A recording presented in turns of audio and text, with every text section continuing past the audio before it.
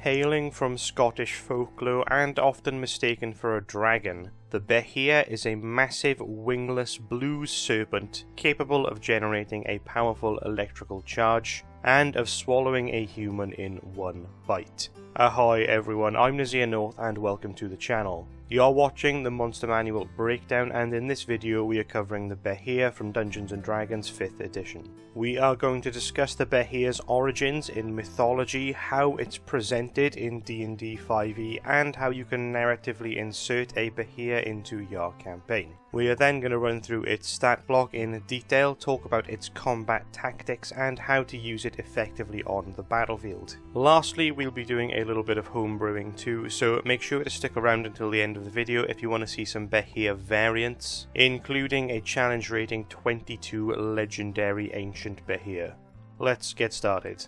The name Behir comes from Scottish Gaelic, and the tales of the Behir have only really been recorded in relatively modern times from the 19th century onwards. But it's likely that stories of this monster were told and have been passed down orally from generation to generation for much longer. In the tales from Scottish folklore, the Behir is described as a large and deadly serpent, often conflated with a dragon but missing the dragon's characteristic wings and fiery breath. Unlike its fantastical presentation in Dungeons & Dragons, the Behir of these tales was a large and venomous serpent, not necessarily electrical in nature.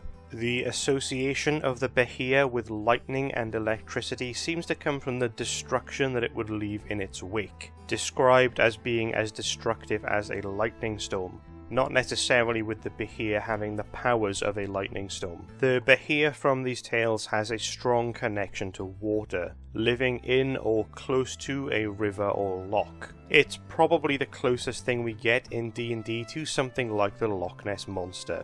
In terms of its anatomy and nature, it's not clear whether the Behir of these tales had legs like a lizard or was more serpentine in form. The D&D version by comparison gives it 12 legs. We do know, however, that the Behir of myth was absolutely a hazard to humans, and it was territorial, perhaps claiming a loch, a mountain, or an entire valley as its own. The Behir from these stories also seems to have a relatively normal reproductive life cycle. One of the tales even tells of an adult Behir having children, a brood of younger Behirs, which the mother was extremely protective of. In the Monster Manual for 5th edition D&D, we get a little bit of established lore about the Behir, but it's relatively short, just a quarter of a page. This entry tells us that it has blue scales and appears like a cross between a centipede and a crocodile, an unusual mix. Unlike the river-dwelling Behir of Scotland, the D&D Behir prefers caves and tunnels, usually those that are very difficult to access,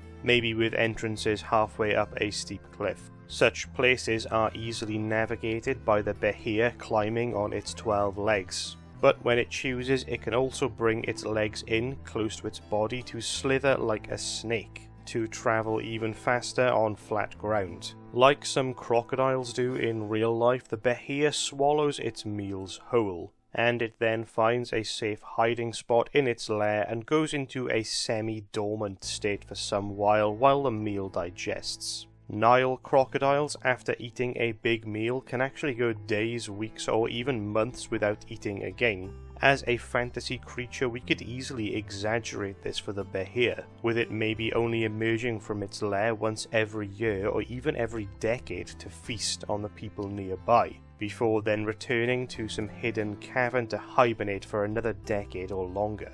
The final section of the Monster Manual entry tells us about the origins of the Behir in D&D lore. In ages past, when giants waged war with dragons, the Behirs were created by storm giants as weapons to aid them in their fight. Though this war has long passed, all Behirs still bear an eternal hatred for dragons, their ancient enemy. If a Behir's territory and the territory of a dragon are too close, the Behir will instinctively seek out to destroy the dragon.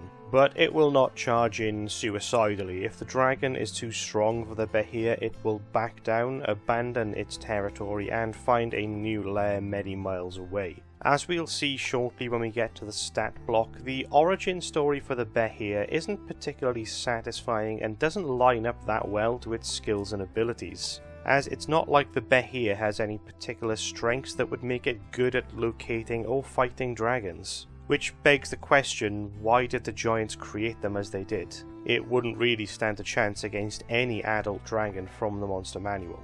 And that's all we get in the monster manual on the background and lore of the Behir, just a few very short paragraphs. It's not much to go off, but there is enough here to link the Behir into some interesting plot hooks for your campaign. You can always have your basic monster slaying bounties where a Behir needs to be taken down. Maybe a main road or trade route goes through a Behir's territory and it's eating the travellers. Or maybe a Behir has made its lair too close to a farmstead or village and is feeding on the livestock or maybe even the people. These are just going to be your simple monster hunting quests. Search the scene of the incident, track the creature to its lair, kill it, bring back proof. But you can go a bit deeper than this. Imagine a Behir rampaging, eating and killing indiscriminately because it has been forced from its lair by a powerful dragon that's set up nearby. Maybe this Behir is even having to bring its young children with it as it migrates looking for a new territory to call its home. And the mother isn't killing for food, she's simply protecting her children, destroying any creature she crosses paths with in case they turn out to be a threat to her brood. This kind of scenario offers more choice for the adventuring party. Do they try and deal with the dragon, giving the Behir their old lair back? Do they help the Behir find a new lair in a place that's far away from human settlement? Or do they slay the Behir, children and all, to ensure the safety of those nearby? This could give the players an interesting moral quandary, especially when considering that both a dragon and a Behir can speak. They can be reasoned and negotiated with, they aren't just simple beasts. When thinking of more ways to insert a Behir narratively into a campaign or plot hook, in Scottish folklore there is also a connection between the Behir and hags. One story tells of a hag who could shapeshift into the form of a Behir. This could be an explanation for a Behir that is acting strangely outside of its nature. You could also imagine a version where a hag has enthralled a Behir through some kind of charm, commanding the Behir to carry out her bidding. Maybe the hag wants a particular item stolen or a person abducted or killed, and instead of going herself, she sends the Behir to carry out this task for her. And as we were told in the Monster Manual entry, Behirs could be part of a storm giant or other giant encounter, with the giants perhaps using them a little bit like pets or guard dogs. Okay, let's move on to the stat block and discuss some battle tactics for the Behir as we go. It is a huge monstrosity with a given alignment of neutral evil. It's got an armor class of 17 and an average of 168 hit points. It doesn't have any saving throw proficiencies and only one damage immunity, which is lightning, so no special defensive traits of any kind. It's got a high speed with 50 feet walking and 40 feet climbing. That's faster than most land-based creatures in this size category. The Behir has good physical ability scores, strength in particular is very high, and actually decent mental ability scores for a monstrosity. An intelligence of 7 may seem low, but that is far higher than any beast in the game and most other monstrosities. When we also look at its wisdom score of 13 and its charisma score of 12, it becomes clear that this is not an animal just running on instinct. It can think, it can reason, it can negotiate. The Behirs are smart creatures. We then have skill proficiencies in stealth and perception, useful for hiding and for stalking prey. And then 90 feet of dark vision, which makes sense for a creature that would spend most of its life in a cave or cavern. Interestingly, here it can speak and knows Draconic. Maybe there is some lore reason for this that I'm not aware of or that I've missed. Let me know in the comments if you know, but I don't really understand why it speaks Draconic. It was created by giants and hates dragons. If it was going to have any language, you'd expect it to have the giant language. And remember, its type is monstrosity, not dragon, and as far as I'm aware it has no connection to Tiamat or any of the other dragon gods. It just doesn't seem to make sense for it to have Draconic just because it looks a little bit like a blue dragon, I guess. but it seems to have had the Draconic language at least since 2nd edition as best I can tell. I suppose it does give the Behir a way to communicate with dragons when there are territory disputes, but I imagine most of these disputes are dealt with via combat, not diplomacy. Anyway, rant over, let's move on. The Behir then has no traits, but has a number of action options. It has a bite attack and a constrict attack that can restrain one huge or smaller target. It's got a lightning breath attack, very similar to a dragon's lightning breath, and then it has the swallow action. This allows it to attempt to eat a medium or smaller creature where it will get slowly digested by acid in the Behir's stomach. Overall, sadly, there is nothing special about the Behir's stat block. It doesn't have any signature abilities. Most iconic monsters in the monster manual have at least one trait or action which is unique to them, but the Behir doesn't. It is literally just a wingless blue dragon with a giant snake's constrict action and then the swallow action, which it shares with a number of other big monsters from the monster manual. Of all of the monsters I've covered on the channel so far, the Behir is sadly the laziest design we've come across. That being said, you can still run an exciting encounter with a Behir if you play it right. The first thing you need to sort out is the environment. The Behir needs somewhere where it can make the most of its climbing speed. High vertical cavern walls or cliffs or other hazards that are difficult for the party members to traverse, with plenty of high cover. Maybe stalagmites or boulders that the Behir can hide behind when needed. Don't just make big, empty, circular caverns. Add cover, obstacles, and elevation. And remember to add off-shooting tunnels and passageways high up in the walls and ceilings that the Behir can move through when it needs to. The next thing you'll need to consider is the Behir's tactics in combat. It will open initiative with its lightning breath to get some initial damage done, and remember it's a line and the Behir is smart enough to know to try and line this up to hit multiple foes with one strike. After the breath attack, the Behir needs to first constrict a target and then swallow it. Already we are 3 rounds into combat, assuming the Behir has been successful in both the constrict and the swallow attacks. Now, a level 11 party will chew through the Behir's 168 hit points in no time, so it might not even last 3 rounds as a solo encounter. But if it does survive that long and manages to swallow a party member, it will then simply run off and hide, using its action to disengage or dash on subsequent turns to get as far away from the rest of the party as it can, climbing steep walls and weaving through tunnels. Think of these tunnels a bit like Shelob's lair from The Lord of the Rings, laid out in such a way that will mostly benefit climbing creatures above all other movement types.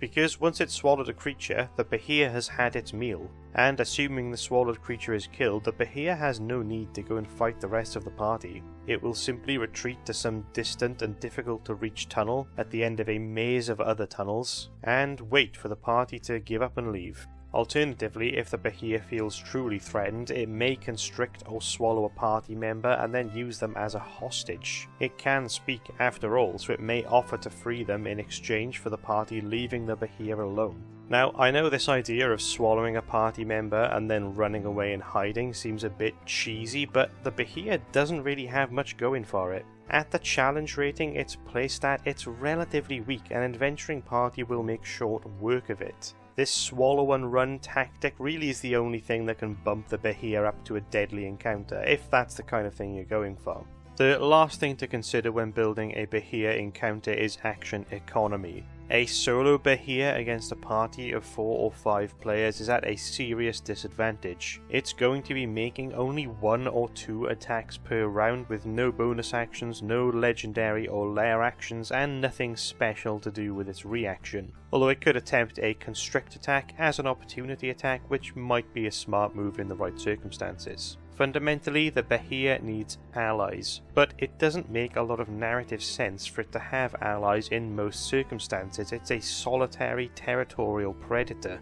It may have a brood with it who may fight to defend their lair, but we don't have a stat block for a Behir wormling, for example. Although you could probably just use the blue dragon wormling block and remove the flying speed as a quick fix for this. And there are unfortunately no Behir variants in D&D that we could use either, and I couldn't even find any published third-party variants either, at least from skimming through all of my Kobold Press books. You could potentially do a breeding pair of Behirs in a lair together, a male and a female, or have it fight alongside a giant or a hag as we discussed earlier. But overall, the combination of the limited lore provided and the fairly basic stat block, the ally options for Behirs are very slim.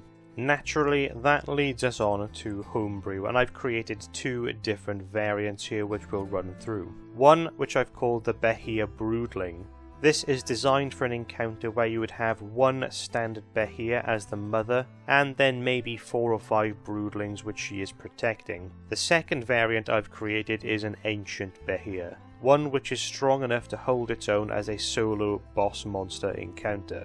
Let's start with the Broodling. I've made the Broodling medium in size with a lower AC and hit points than its parent, reflecting its juvenile status and softer, younger scales. The Forgotten Realms wiki talks about how the Behir's horns grow as it gets older, and that it gets more legs as it gets older. So I've imagined the Broodling as hornless and legless, more like a true serpent. And as it has no legs at this age, I've traded the climbing speed for a swimming speed. Maybe the Behir makes its lair in wet places when it's looking to breed, so its young can live safely in the water until they're old enough to climb. This also plays more on the Scottish folklore origins of the Behir. Its ability scores are similar to its parent but mostly reduced to reflect its young age. I've then given it the same skill proficiencies, dark vision, immunity to lightning damage, and the draconic language. Its actions are a lot simpler, losing the constrict and swallow actions of its parent. It just has the basic bite attack and a weaker version of the lightning breath on a slower recharge. However, in my disappointment in the lack of a unique feature for the official Behir, I've made one up here for the Broodling. As a reaction to getting hit by a melee attack by a grounded creature, it deals a little lightning damage and gets a free roll to recharge its breath weapon.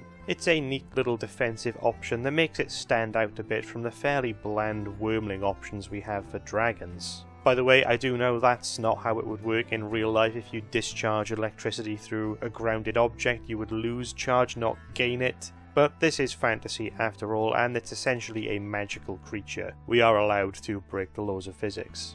Altogether, this brings the Broodling to a challenge rating of 4 compared to your basic adult Behir, which is a challenge rating of 11. Okay, now let's take a look at the legendary Ancient Behir. This one is a force to be reckoned with, even for a high-level adventuring party. As also described on the Forgotten Realms wiki, the Behir's horns and number of legs increase with age. So this ancient variant has 10 pairs of legs and much bigger horns. For the artwork, we've also lent much more into that crocodilian type appearance. It is gargantuan in size with a big bump to its hit points and an increased armor class. It's also got a small increase in its speed over the basic Behir, as well as some ability score increases reflective of its advanced age and size. On skills, I've kept perception and stealth, but also added in intimidation, which seemed fitting for this monster. It's got immunity to lightning damage, the same as before, and it's still got dark vision, but I've increased the range a bit. I've also decided to give it some short-range blind sight. In real life, there are some creatures like electric eels that can sense nearby creatures due to the electric currents they create. So I'm going for a similar sort of thing here with this monster. On languages, I've added in both giant for the thematic fit and common as well, as a creature that is potentially hundreds of years old has probably picked up the common language of the land. And fundamentally, you probably want a way of the party communicating with the creature. Unlike our other versions of the Behir, this one actually has some traits. Starting with electrified. This causes automatic lightning damage to those who touch the Behir or attack it in melee, plus it electrifies nearby bodies of water. Electrified water deals damage, reduces creature speed, and prevents reactions. A little like the shocking grasp cantrip. It's also got protective parent. If the Behir is fighting to protect its children, it gains immunity to fear and has advantage on strength and constitution saving throws. Lastly, it has some legendary resistances, as is fitting for a legendary monster. On actions, it has all the base actions of the standard Behir, all amped up a bit to reflect its higher challenge rating. One other significant buff here is the multi-attack. This version of multi-attack allows it to use its breath and regular attacks on the same turn, which normally dragons and other similar creatures can't do, and it allows one attack to be replaced by the swallow action. So unlike the base Behir, it doesn't have to spend an entire turn to attempt to swallow its meal. And due to its larger size, the Behir can now attempt to swallow larger creatures and have more creatures in its belly at once. I've decided to not give it any bonus actions or a special reaction, as it's already got quite a lot it can do on its turn, and some effects that will take place off turn, like the electrified trait. With its legendary actions, it has two fairly basic ones. One it can use to move and reposition itself, and a bite attack. It then also has a discharge action, which it can only use if its lightning breath is already charged, although it doesn't expend discharge. This causes an electrical explosion around its body with a chance to stun nearby foes. Altogether, this calculation brings the Behir to a challenge rating of 22, so this is something for the top end of tier 3 or tier 4 play. The main weaknesses here that the party can take advantage of are the lack of ranged attacks, so a smart party could punch above their weight if they can take advantage of this. However, a clever Behir is going to seek cover immediately if they get hit by a flying creature or a creature that it can't reach. So there we have it, an analysis of the Behir from D&D 5e plus 2 variants that you can use in your campaign. If you wanted, you could go a bit further again with the Ancient Behir, maybe adding in lair actions and some regional effects as well. I was even considering giving it the ability to heal when it received lightning damage, like the Shambling Mound from the Monster Manual does. And maybe even giving it some kind of poisonous stinger attack like the Behir from Scottish folklore. But I'm happy with what we ended up with. It's all too easy to overcrowd stat blocks with too much information. When it comes down to running a monster at the table, you don't want to have too many options and features for the DM to check and choose from every round. That's just going to slow the combat down. As always, you can check out the description below the video for the link to get a hold of these stat blocks yourself if you'd like to use them in your game. If you've enjoyed this one, please remember to hit that like button and subscribe to the channel for more monster breakdowns like this in the future. And if you haven't watched the other breakdowns in the series already and you're looking for something to watch next, I'll leave some suggestions on those cards on the end screen. Cheers everyone, thank you for watching, I will see you next time.